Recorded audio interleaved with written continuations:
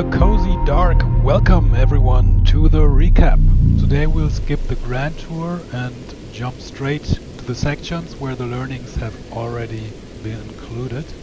In fact, we'll be focusing entirely on one section, the police headquarters in the Tengoku district.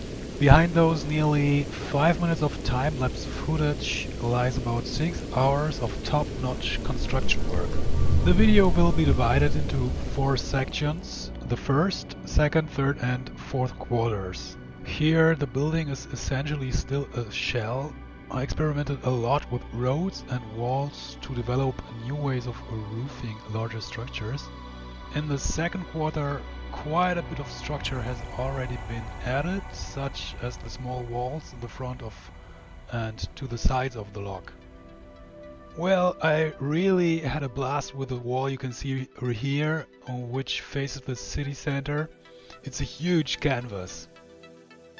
In the final quarter, the focus has increasingly shifted to the finer details. Relatively speaking, not much has happened here, but a lot of time has gone into capturing all the charming quirks of the sandbox.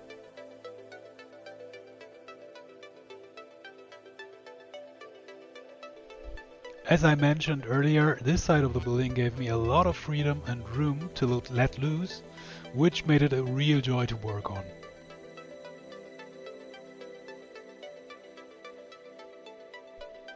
Every now and then I've slowed things down a bit for one scene or another.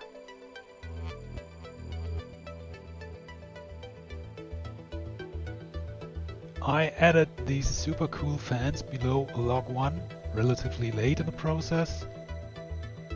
It's a really cool mod. 1,000 thanks and best regards to Hamster Industries. The text here is primarily in Japanese. In the bottom right corner you can see the Internal Police Department.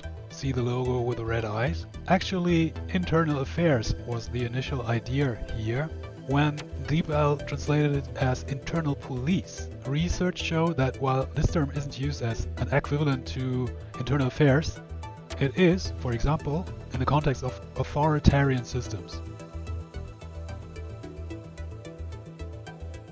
Here's another look at the long side wall facing the city. As I said, I had a lot of fun with this, as you can clearly see. Experimenting gave me a lot of new ideas.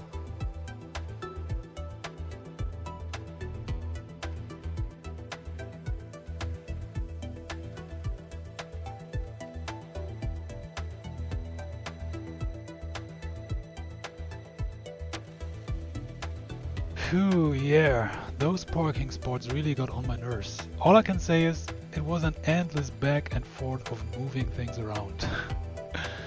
With a result worth seeing, I think. You can follow the process a bit further in the bottom left, but don't miss the nice cutscene in the top right.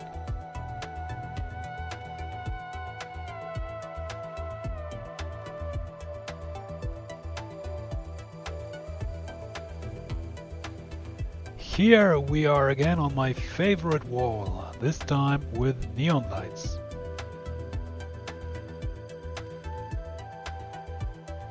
Another huge thank you goes across the pond to Hamster! Best guy ever!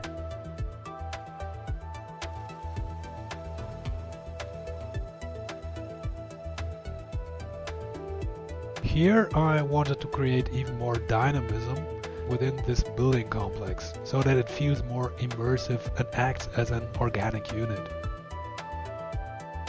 So I tried to create a kind of connection system using the streetcars, but it ended up looking a bit too clunky for my taste.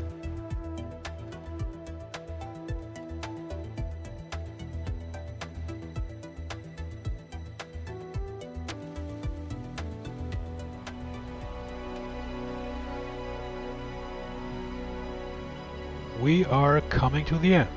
If you'd like, stick around for a few cutscenes that show off the result in all its glory.